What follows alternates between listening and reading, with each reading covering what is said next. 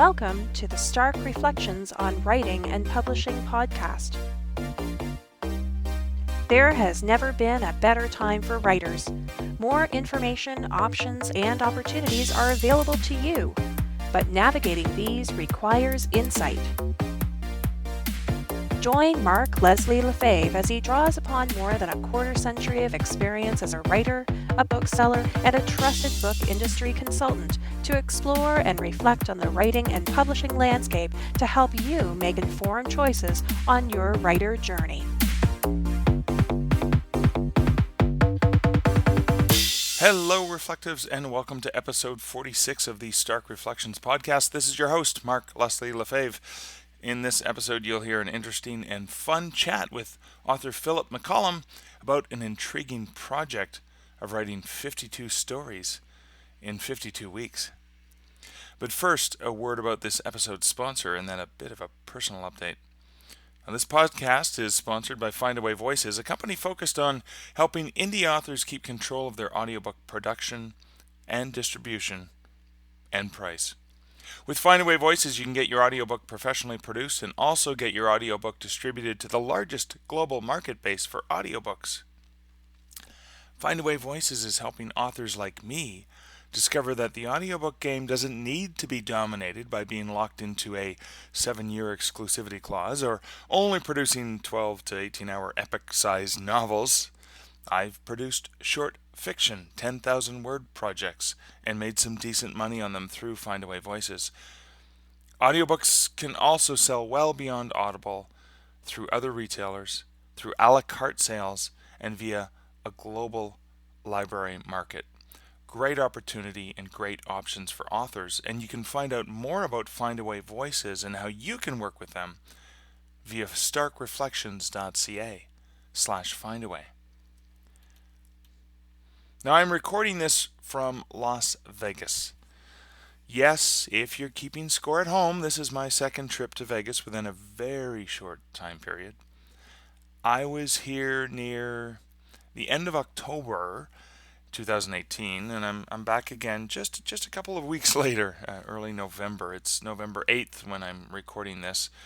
Now, last time I was in Vegas, it was for the WMG Business Masterclass, and that's led by Christine Rush and Dean Wesley Smith. And this time, it's for the 20 Books to 50K Vegas conference. Now, just like the theory of having 20 books in order to be able to earn $50,000 a year from yearbook sales, and that was the little theory that grew, this conference too has grown. Last year, there were perhaps 250 people at the same conference, and this year, nearly 800 people are at Sam's Town Hotel and Gambling Hall here in Vegas for the 20 Books to 50K Vegas. And wow, just when I thought my lungs had been cleared of all that secondhand smoke, like The Godfather, Vegas drew me right back. But in all seriousness, this has been a really great conference, and it's not just the content and not just the official presenters, but it's the networking with so many great writers. Now, I've had the chance to connect and reconnect with so many wonderful people from the writing community. Simply too many to mention. And I still know that there were authors I wanted to connect with that I didn't even get a chance to see. There's so many people I've been looking forward to that I knew that they were here and getting a chance to chat with them, and I didn't get that chance. But I suppose that's the side effect of a huge and successful gathering of writers. It's great, but there's always the things that you missed. There's always the things you couldn't do. There's the panels you couldn't go see because you couldn't be in two places at the same time. Always a sign of a great place. So kudos to Craig Martell for him and for all of the volunteers and all of the speakers who came in to openly share their insights, their knowledge, their wisdom, and their learnings. And like many great conferences, the wisdom and learnings didn't only come from the stage.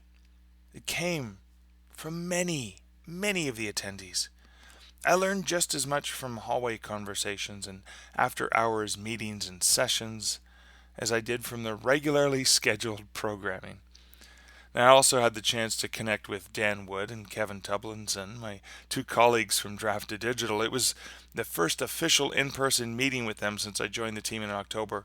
And earlier today we had a fantastic lunch, just the three of us, and it was really, really good to connect and brainstorm and just talk about our own impressions for the conference and things that we have planned for the coming year. Now, I also had the chance to speak with a few listeners of the show. Thanks so much for coming up and saying hi. Thanks, Chad. Thanks, Rebecca. Thanks, Bob. Thanks, Tammy. Thanks, Lynn.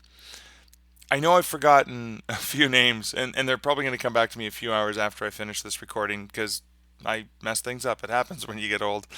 But thank you guys. I really appreciate you taking the time to, to take a minute or a second just to come over and to let me know that you're enjoying the show. That really, really means a lot to me.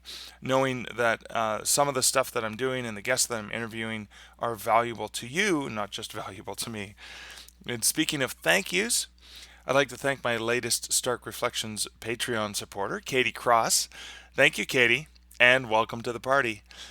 I appreciate your generosity, and I appreciate the generosity of all the Patreon supporters. That lets me know that you want to contribute to helping cover the costs of my time in producing this weekly show.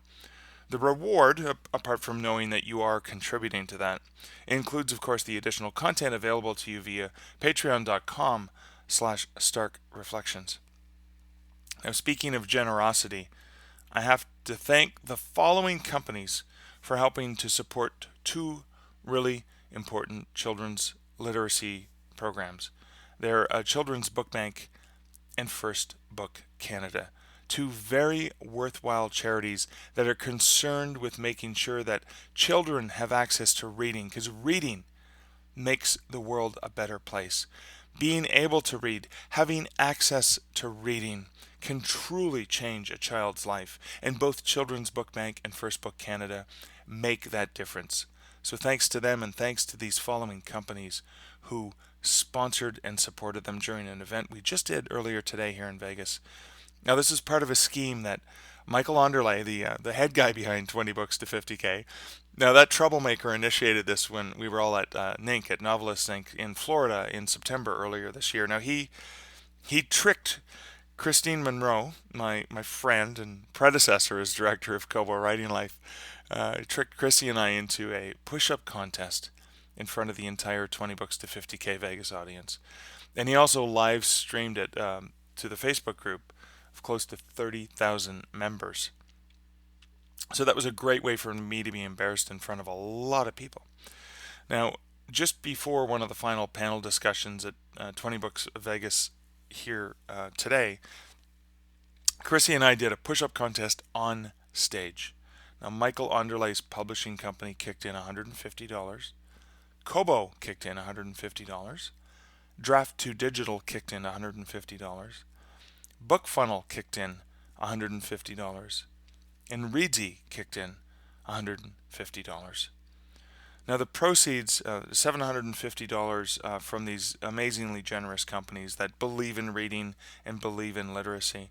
The proceeds are split up in a way, unlike Kindle Unlimited page reads that requires exclusivity. It's more like a Kobo Plus page read division of the money, so that instead of all the money going to the winner, Chrissy, which we figured that was going to be, there was an opportunity for the like page reads, the push-ups. The more push-ups you did, the more money went to your charity. And so that's how we divided that up. And I thought that was a great way to ensure that both charities had access to the funds. So the total of $750 that these fine companies donated for this great cause will be split based on the number of push-ups we did.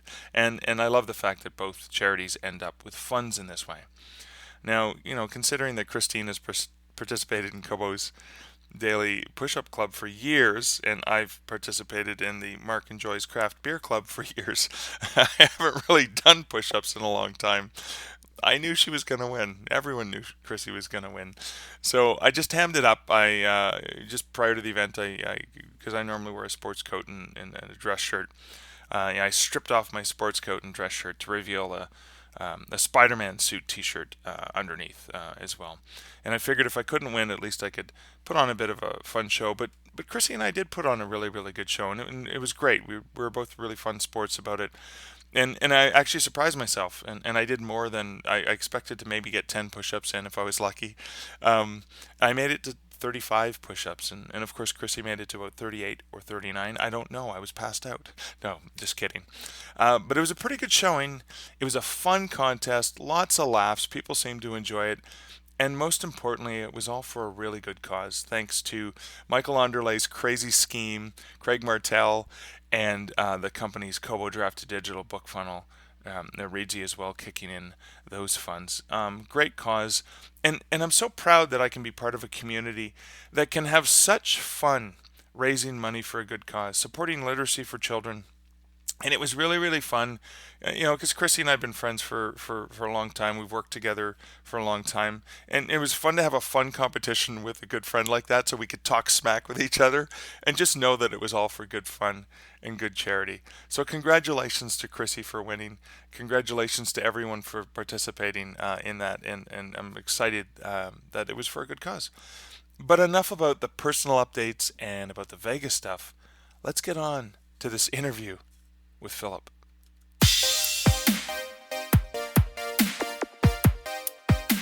Hey, Phillip, welcome to the Stark Reflections podcast.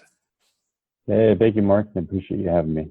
Well, it was really, really fun because just a couple of weeks ago when we were having dinner, I think it was dinner. Yeah, it must have been dinner. We were at a pub in Vegas, in downtown Vegas.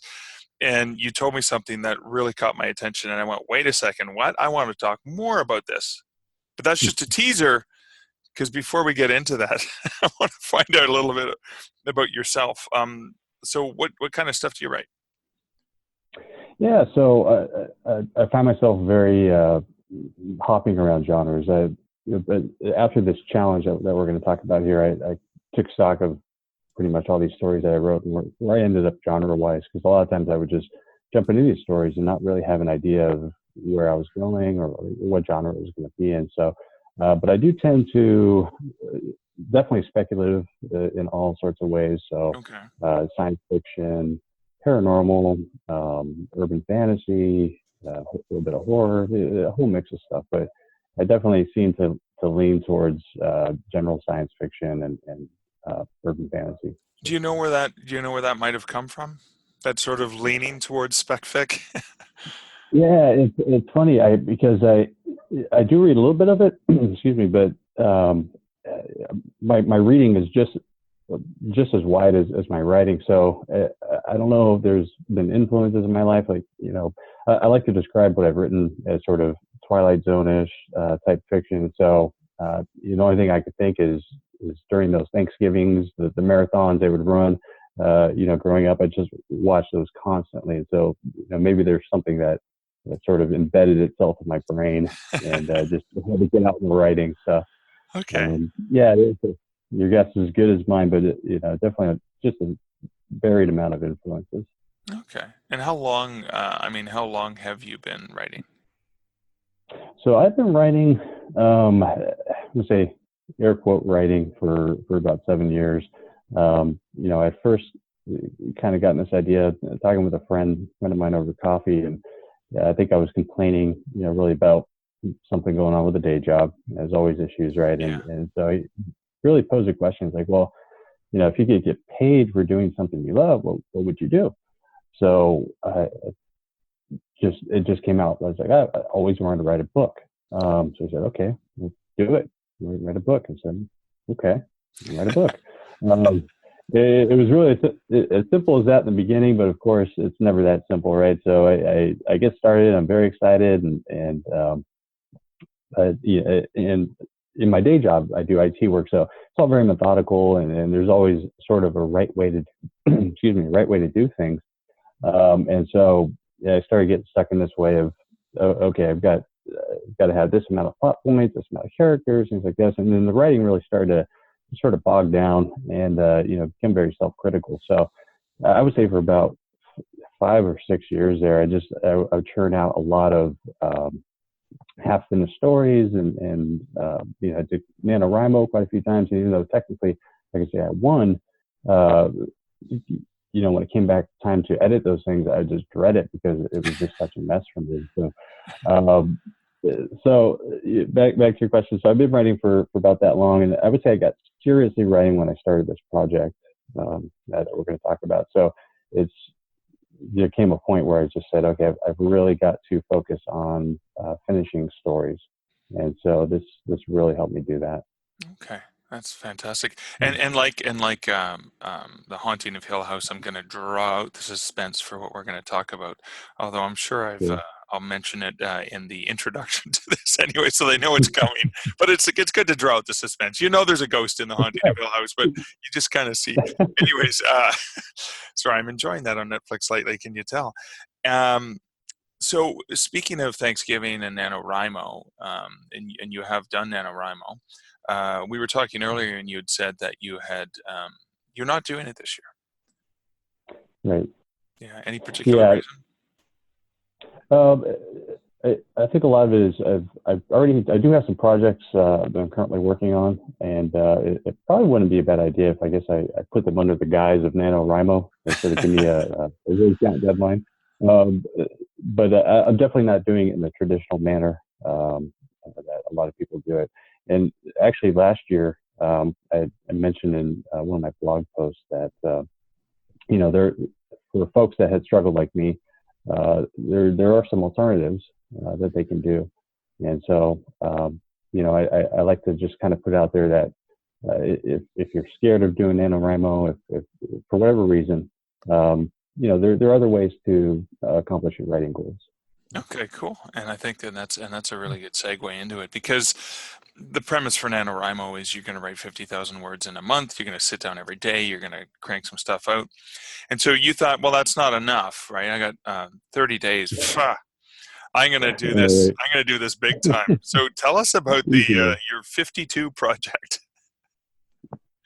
Yeah. So, I going back, I'd hit that point in my writing career where I knew I had to do something extreme, because it was so easy for me to just kind of put the writing off another day and write when the muse comes. And I just realized I wasn't making any progress, and I was very serious about, I would really want to make this a career. And so if you want to make your career out of this, you have to finish. You have to, you have to have that discipline to, complete these stories, put them out there. So I came across a video by Ray Bradbury. It was a speech he was given to a university. And so he had mentioned, it essentially was challenging the students and said, don't start with novels. Start with short stories. Write 52 short stories in 52 weeks. And he's basically put out a dare. I dare you to write one bad story out of 52 stories. So of course I'm like, okay, I'll be the first, right? Sure, I'll write all 52 bad stories. But it definitely it gave me something to focus on, and it gave me those deadlines. And so I decided, okay, you know what, this is going to help me get over that fear. And I'm going to finish these stories, and not only am I going to do this for myself, I'm going to put these on my blog, and make this really sort of a behind the scenes look for a lot of the writers that visit my blog to kind of see what I'm going through. I would finish these stories, I'd post them, and then afterwards I would post sort of a summary of kind of my thought process. I went through with the writing, what I was feeling. And I kept a daily journal, just some brief notes. And so, yeah, that's kind of how that got started. So you posted, so each week you actually posted this story to your blog. So you actually said, here's the story, first draft, I'm just going to put it up there, kind of like Andy Weir from The Martian. Here's the next chapter, that kind of thing. Right. And I can only hope I get his success, but yeah, the idea was just,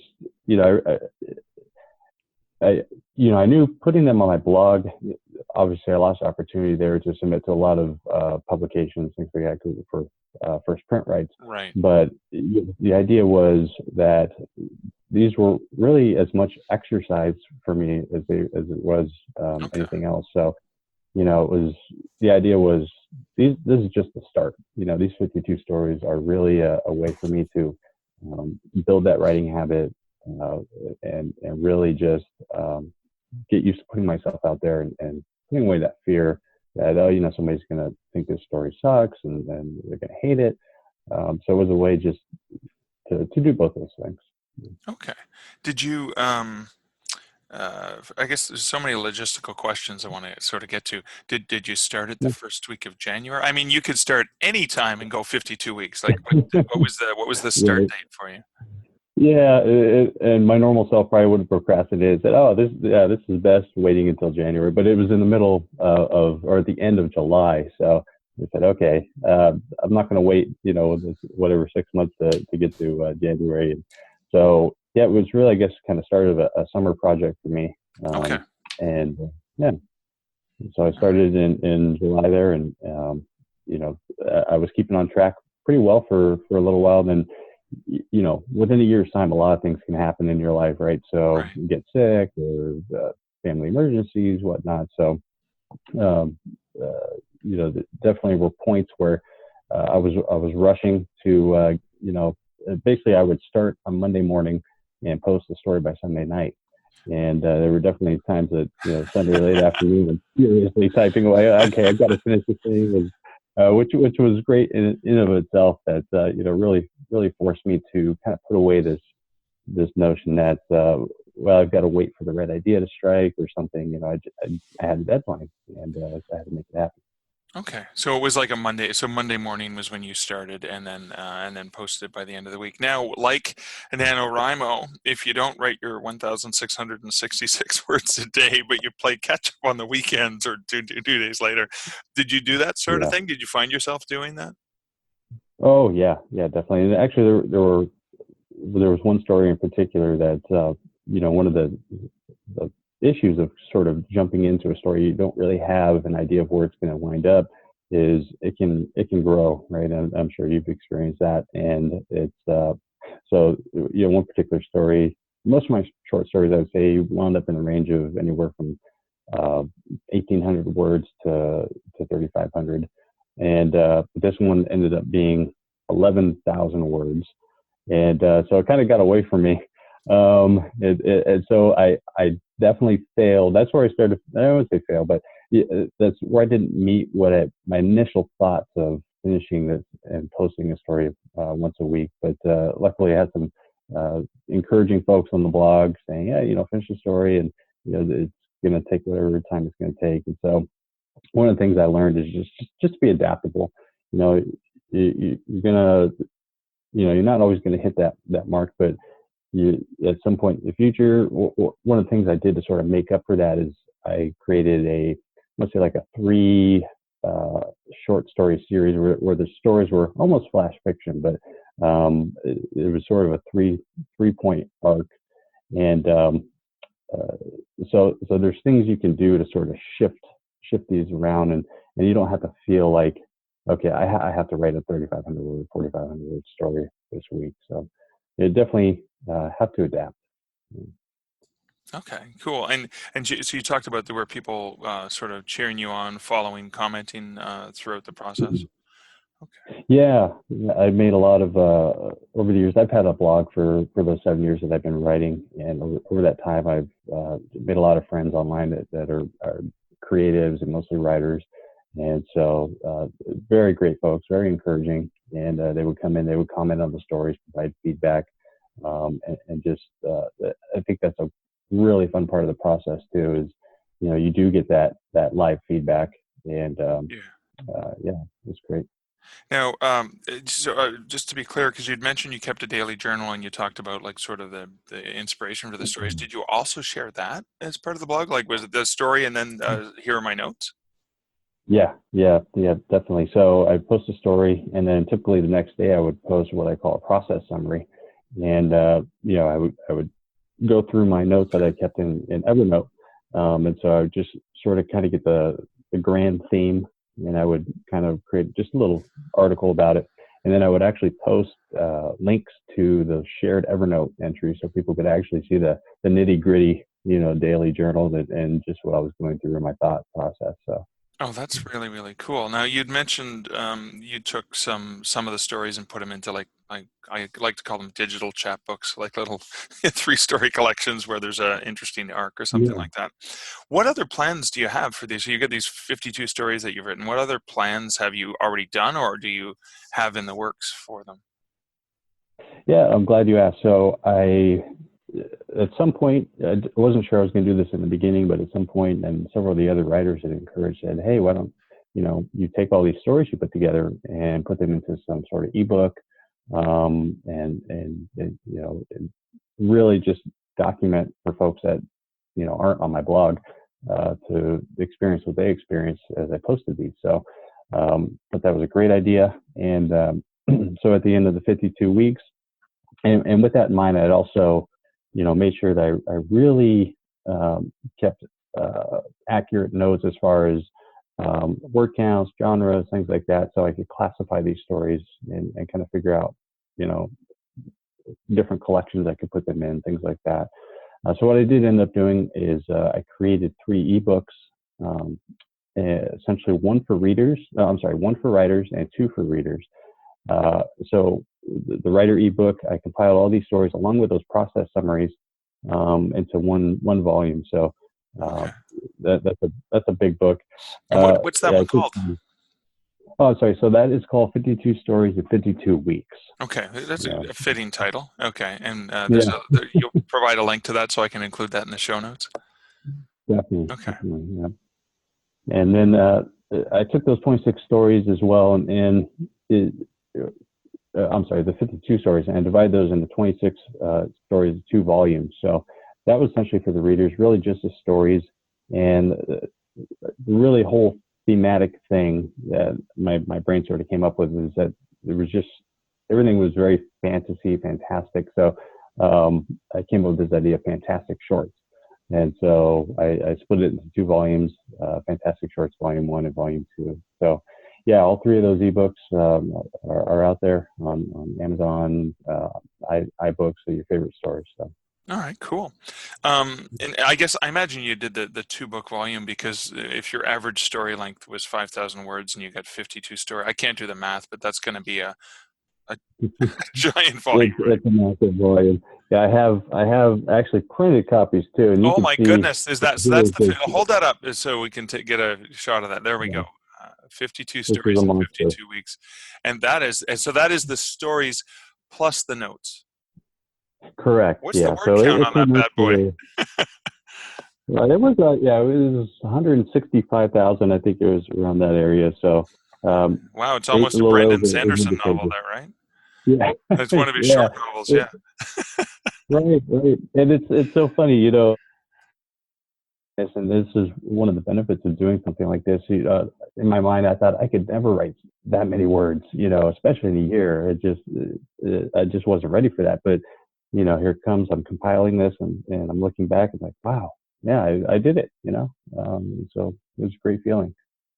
Oh, that is fantastic. I mean, as a writer myself, I'm always fascinated by the process behind the writing of stories, and from my own experience, because the very first story book I published was a short story collection, and I included the notes behind the stories, and I still get every time I publish a short story, even if it's a single short story or a collection, I always put in the behind the story notes, and people love that for some reason. It just seems to be a Yeah. thing. Are you getting the same sort of feedback from the book as well? Yeah, yeah, definitely. I agree. The same way. Like whenever I read a Stephen King story, and he often puts those behind the story ideas too. So I love that too. And I think for the writers, that was definitely from their feedback their favorite part. Their favorite part of the whole thing. So yeah, I definitely think that was a good idea to include those. Cool. So, having done this exercise, is that an exercise you plan on doing again? Yeah, I definitely am going to do a challenge, another challenge of some sort. So I've done the 52 stories in 52 weeks, but I'm always trying to think, okay, what can I do that's a step ahead, a step better. So there's like a 30 stories in 30 days challenge, Okay. which is a lot more intense. And we talked about the workshop earlier, and we're fans of Dean Wesley Smith and Chris Catherine. And so he does a lot of these challenges too. It's very encouraging. And one of the things he's talks about is, even if you don't finish those 30 stories, let's say you write 15 stories. Well, that's 15 more stories than you probably would have written otherwise. Right. So, you can attempt these challenges and technically fail, but you've succeeded. I think he calls it fail to success. You've succeeded in getting things done. So, that's my goal is really keep that in mind and not be afraid of taking these challenges on. So. Oh, that is cool. I really like that idea. And then in terms of just your own writing, is there something you discovered about yourself or your writing as you were going through this process? What are some of the things that you ended up revealing as you were going through this? Yeah, great question. So, one of the great things about writing short stories too is you can really experiment. So, when you're writing a novel, you're third person, first person, you're kind of, technically stuck with that throughout the whole novel, and certain characters, certain settings. So, one of the things I loved about this was just experimenting with voice, experimenting with different characters, different settings, different genres. And so I learned that, there are a lot of elements that are particular to each genre, but there are also a lot of elements that are very similar across genres too. So, when you're dealing with matters of pacing and suspense and things like that, and I learned a lot about, at least for me, I didn't always need to know going in what the story was going to be about or how it was going to end. And so you can kind of see this if you read my book. The first few stories are very heavily outlined, very, I've really got to know how to do this if I'm going to finish it by Sunday. And you sort of see after time that, I used to do a bunch of mind maps, things like this, and they slowly started to go away. And I had a little bit more faith in myself that, I have an understanding of the structure a little bit more. It's coming more natural. So, I learned that really a lot of this is just practice. A lot of it is just writing, and getting it sort of, embedded in your brain, just structure and things like that. So, I learned a lot about really just putting faith in myself after a while. Oh, that's fantastic. And then, so for writers out there who've never done something like this, never done either NaNoWriMo or never done sort of a story challenge, what are the tips you'd recommend to kind of get started on this? Yeah, so really, I think one of the things that helped me, and it's really sort of this whole process. You're learning about yourself as a writer. So I think everybody has their own, their own temperaments, their own way of learning, their own ways of expressing themselves. So, I think it's important to go into it with no expectations, or as low expectations as possible, and just realize that you're gonna hit your head up against the wall, hopefully a soft wall, more than a few times, but you're gonna learn, and even those times where you're finding what doesn't work, that's going to be super valuable because you're going to know, that's not a good thing for my process. You're going to find, what does work for you. So, I recommend going in with an open mind and sort of just trust yourself, let the process run itself out, and you'll be surprised. You'll be surprised just in the things you discover about, you thought maybe you were a planning type writer, but actually you're better at pantsing. Or it might be the other way around, but you're definitely going to learn. So just be open to that. Oh, that is fantastic. Some great advice. Appreciate that. So let the listeners know where they can find out more about you and check out your blog, etc. Yeah, you can find my blog at phillipmccollum.com. That's PhillipMcCollum.com. And also I'm on Twitter. My handle's beatbox32, which is from from back in the day, and it's one of those things I didn't really think ahead I was going to be a writer, so I should use my real name. But anyway, that's where I'm at. So those are the two spots you'll definitely find me on. Well, come on, the beat could be referenced to beating out stories, right? Like that kind of thing too, I right? like it. Yeah. Beatbox 52 is what it should have been, not 32. There you go. Yeah. Thank you. Well, thanks so much for sharing advice, wisdom, the 52 story experience, and thanks for hanging out with me. Yeah. Thank you. I really appreciate it, Marcus, for chatting with you.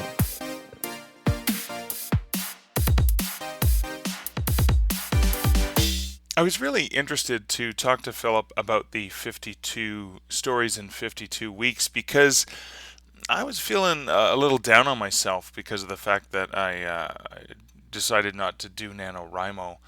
And I kind of had to come to that conclusion, relatively early, like before November hit. And I was inspired by how Phillip took a similar challenge and kind of did it in his own terms. He did the whole purpose of National Novel Writing Month, apart from the fact that that there's hundreds of thousands of other authors around the world working on it, and that's that people in the same company, and you're doing it as a group, and you're challenging each other. And, apart from that community spirit aspect of it, the whole purpose is to commit to getting something done, getting butt in chair and fingers on keyboard and writing every day for 30 days. So even though NaNoWriMo is fantastic and awesome, and I applaud everyone who's doing it, and I love the people behind NaNoWriMo, and I love how it inspires people to write, because sometimes it's the first book they've ever written. They've always wanted to, and it gives them that great opportunity. Yeah, you can also make your own opportunities like this, where Phillip just took 52 weeks, followed that Ray Bradbury thing, and now he's looking for other challenges. He's looking for, the 30 stories in 30 days. The key is setting a goal, setting a deadline, and actually committing to doing it, having the discipline to sit down and get it done. And they don't all have to be masterpieces, and that's the wonderful thing about that as well. Phillip, in the interview, talked a little bit about the fail to success concept from Dean Wesley Smith. And again, you set to write 30 stories in 30 days or 52 stories in 52 weeks. Oops, you missed 10 weeks. You only got 42 stories done. Or whoops, you only wrote 10 stories instead of 30 stories. At the end of the day, you still got stories done. I think back to my own experiences of NaNoWriMo novels. My very first attempt at NaNoWriMo, I only got 30,000 words into the novel that became A Canadian Werewolf in New York, and it took me 10 years to finish that book. But had I not started that book, had I not been inspired to work on that and sat down, would that book have even happened? I don't know. The key is that every single word you put down and every single effort you make, even if it's 1 word, 2 words, 10 words, 100 words, 1,000 words, 10,000 words, etc., it all makes a positive difference because you've committed to that and you've given it a try. If you're doing NaNoWriMo, we are only 8 days into it. I hope you're doing well. If you're not where you expected to be, do not despair. It's okay. Even if you don't catch up, you can catch up. You probably can. But even if you don't catch up, you still started something. You still have words on a page. You're still better off than when you started. I don't want you to despair at the things that you missed. I want you to think about the things you have accomplished. And I want to encourage you to continue to do that. I'm not doing NaNoWriMo in 2018, and I'm okay with that. I'm going to challenge myself in different ways. I'm going to challenge myself and make sure that I get other projects done, as I believe I mentioned in the last episode of this podcast. I also did earlier today, I did push-ups in front of over 700 people in an audience, knowing full well I was going to be embarrassing myself. I knew I wasn't going to win, but I'm damn proud of the fact that I actually managed to get 35, 36 push-ups done under all that pressure. And that's okay. I could despair the fact that I didn't win the contest, or I could think of the fact that, wow, I did 36 push-ups. I was lucky to think that I would get to 10. Again, look at those goals, look at those tasks, look at those challenges. It's okay to challenge yourself, and it's okay not to always meet the challenge. I think that's a really great opportunity, and I'm so glad I had a chance to chat with Phillip about that, because he inspired me when we were talking in person about this a few weeks ago, and then he re-inspired me when I interviewed him, and I've been inspired again for the third time now that I re-listened to that interview. I hope you found something inspiring in that. I hope you are having a great time with your writing. So this is the end of episode 46 of the Stark Reflections podcast. This is your host, Mark Leslie Lefebvre, and here's wishing you great writing and good Stark Reflections. Thank you for listening to the Stark Reflections podcast. You can find show notes for each episode at starkreflections.ca.